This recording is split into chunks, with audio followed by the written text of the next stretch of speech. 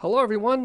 My name's Jorge Diaz. I'm president and founder of Larry Jacob Internet Marketing, and this is another episode of How Do You Describe Infusionsoft Success?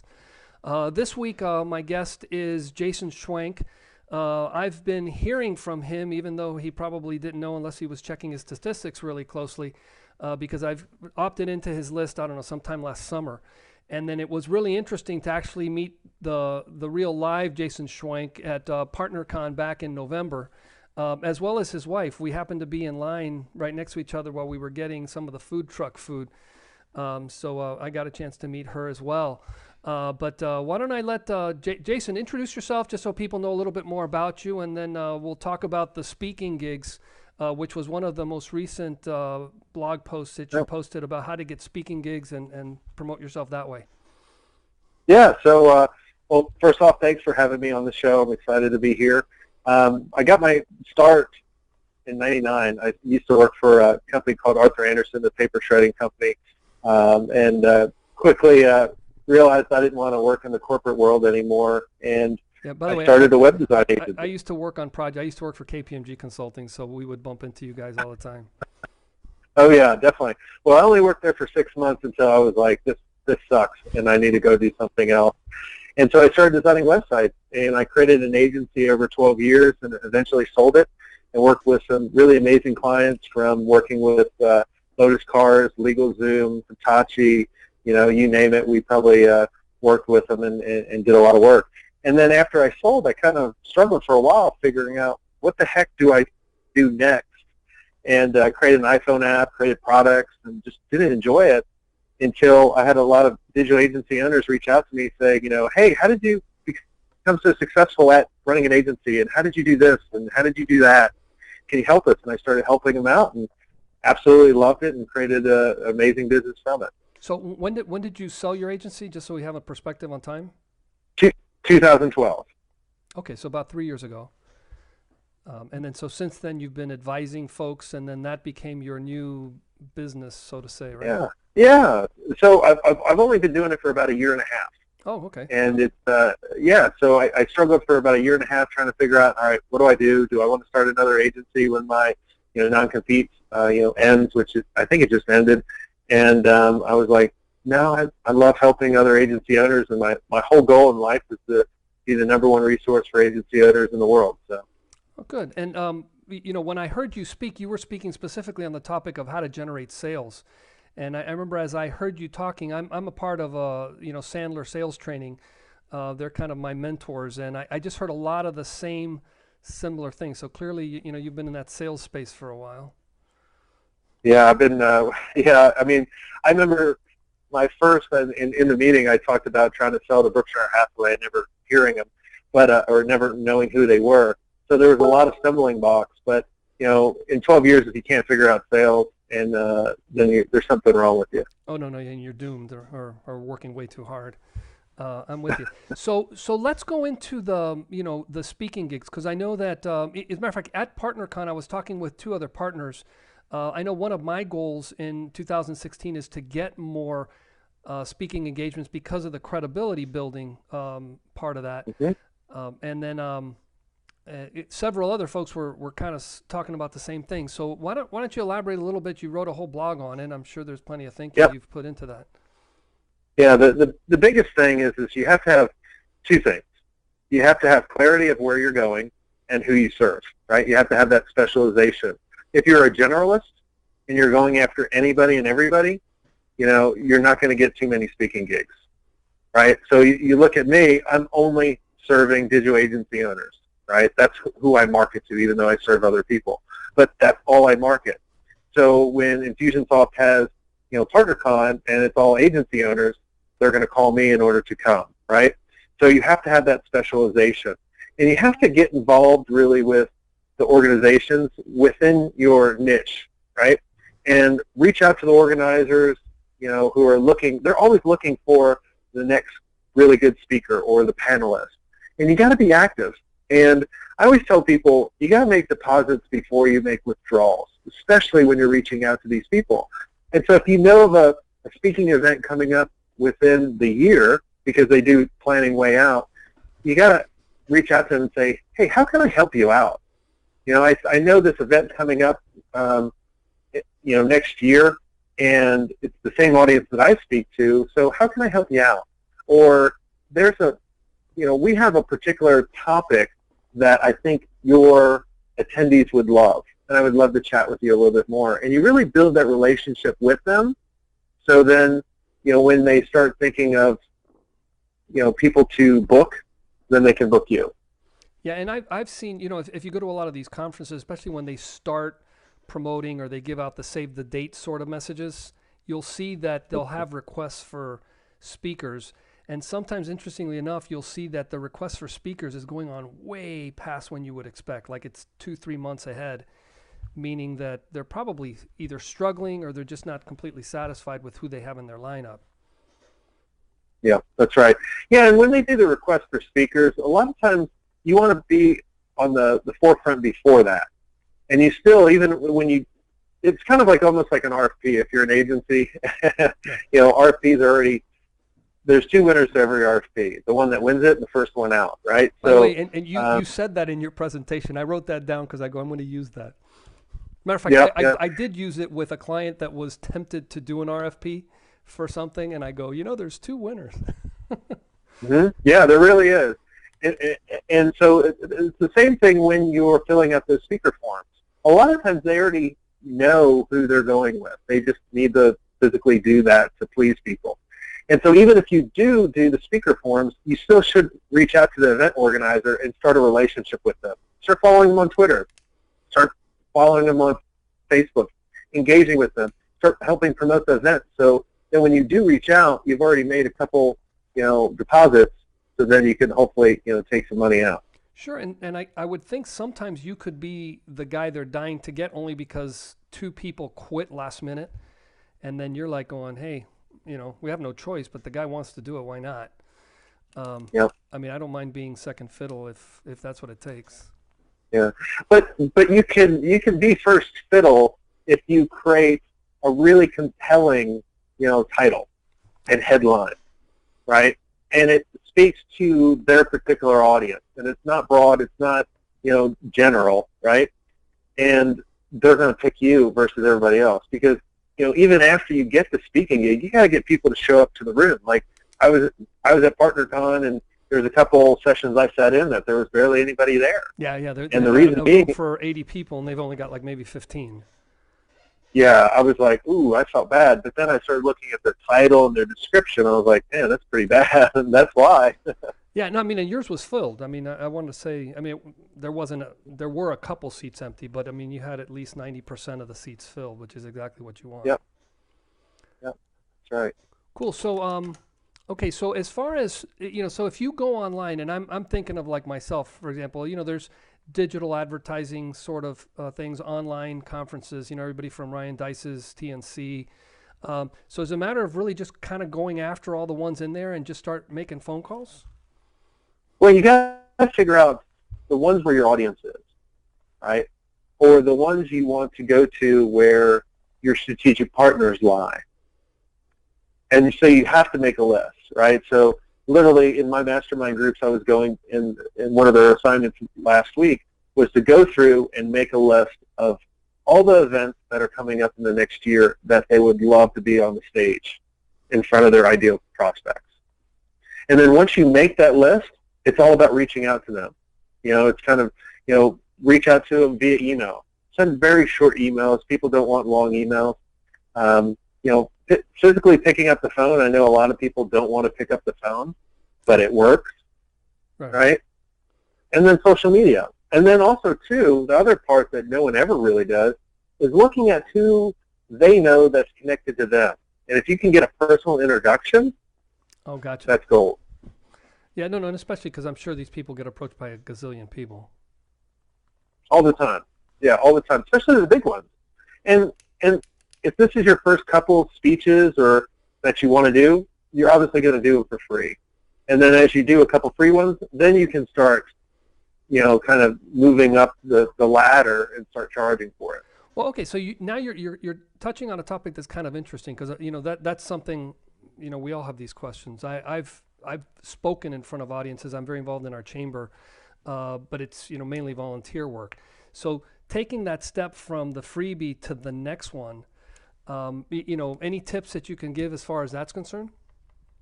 Yeah, you just need to, and the biggest thing is the specialization, and really you have to start creating this thriving community and ecosystem, right, where people are raving fans, and then, or you know something better than everybody else, and then people will want you to be there. They want to know the bed king guru to have at this mattress conference, right? Right. Or, or whatever topic. You have to know something or have a point of view that's very unique, and they're going to reach out to you. And so when they reach out to you, you simply say, so what typically are the speakers getting paid? And they'll tell you. They'll be like, well, we'll pick up your travel and your expenses, which is great, sure. Especially if it's your audience. If they're not your audience and they're going to pick up your speaking fee and travel, and it's not a place you really want to go, I would say, well, my speaking fee is X. Right. Especially if it's not something that's ideal for you. Yeah. But a lot of times, like you met my wife always travels with me. So sometimes I'll do speaking gigs if it's in a cool place, right? Like if it's in London, I might not actually ask for a speaking fee. Gotcha. Yeah, because you want to be there anyway. Mm-hmm. Yeah, I got it. And then you guys are kind of in similar fields, right? Is she a copywriter, I think? She is, yeah. Gotcha. Okay, well, that's topic for another one. Cool. But she doesn't help with anything. Yeah. She was telling me that you guys, even though you're in similar fields, you guys don't actually work much together. Yeah, not at all. Yeah, it's just she bosses me around enough, I guess, right? Yeah. Interesting enough, my wife does some admin work. It's plenty of back office stuff, and it works. Let's not get too close outside of. Okay, so another thing you sent across another promotion, because later today, and that's today, not the day we're publishing this. You've got an event with Tim Page, 4 steps to quickly grow your email list without spending all your time in marketing.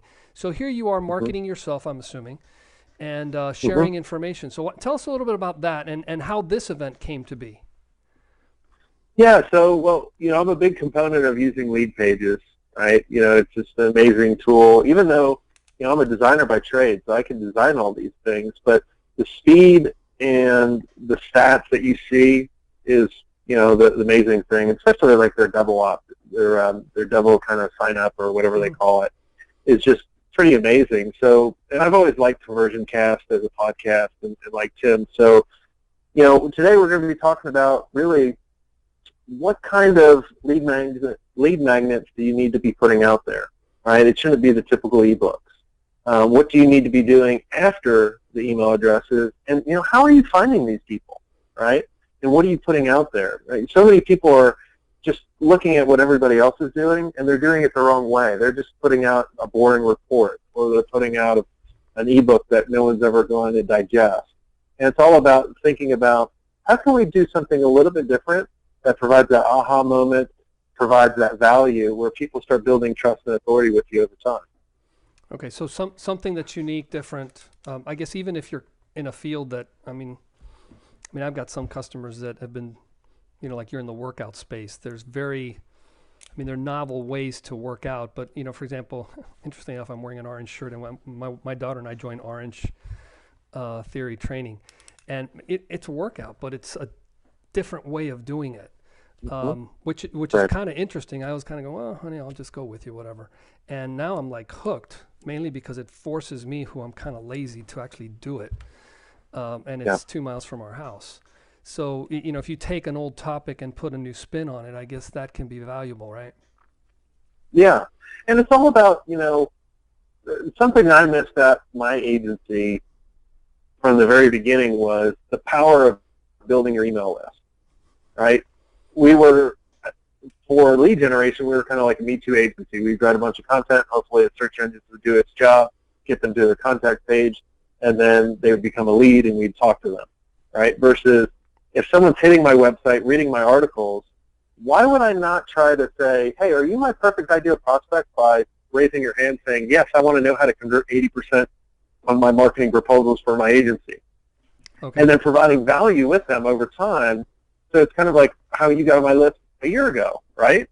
So, you know, you've gotten all these emails and you've gone through it differently based on how you've engaged and how you've acted within it, right?